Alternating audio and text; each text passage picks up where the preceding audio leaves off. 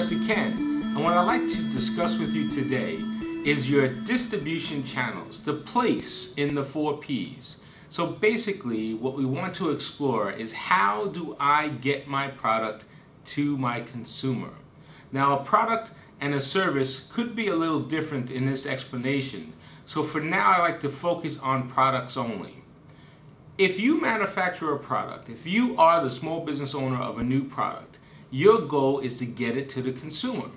Now, how do I get the product to the consumer is an important question to have answered, because the distribution channel will affect not only the speed to which the consumer gets the product, but also it looks at the effectiveness the consumer gets the products, and it affects the price that the consumers pay for the product.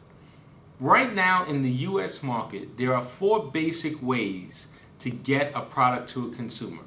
You can sell it directly to them through the internet, maybe online, through telemarketing, through TV infomercials.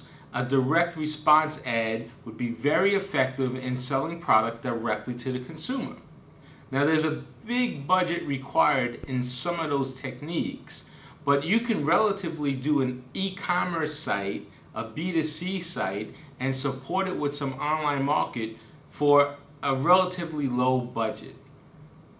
The next way to get a product to the consumer would be through a retailer. There are some retailers out there throughout the United States that will buy large quantities or truckload quantities to make it easier for you to ship them a shipment that's worthwhile. They look at reducing their costs in order to take enough quantities in. So you might be able to direct ship a retailer your product at a good price, and they're able to get that product to the marketplace also at a good price. So we looked at getting the product to the retailer, but there's also a distributor that gets products to the retailer. So if you want to get a product to a distributor, generally speaking, you have to allow for a markup, enough money in there for the distributor to make anywhere from 5 to 15%. Then they'll go ahead, they'll take the product in their distribution facility, and they'll help you get to the smaller retailers throughout the country. That's a wonderful scenario, but you have to really think about your pricing and your target market, because you don't want to affect the end consumer price by sending it through a distributor. However, the reduction of expenses and the help that a distributor will give you could be worth all the downside of the expense. So you really have to evaluate that. The 4th channel, which is normally the last channel, is working with an agent. An agent will generally work through a distributor or perhaps through a retailer. They might be just a commissioned agent. They might be a sales agent to help you sell the product. But they also need to get paid. So you have to factor in some money for them. Agents normally work for 5 to 10% depending upon the industry and the type of sale that you're making. So there's 4 ways right now to get your product to a consumer. You can sell it direct. You can sell it to a retailer who then sells it to the consumer.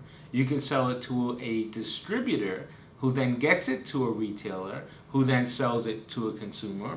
Or you can use an agent who has connections with the distributors and the retailers who will help you get the product eventually to the consumer. So we need to understand the distribution channels, because the distribution channels will affect the time it takes for a product to get to market.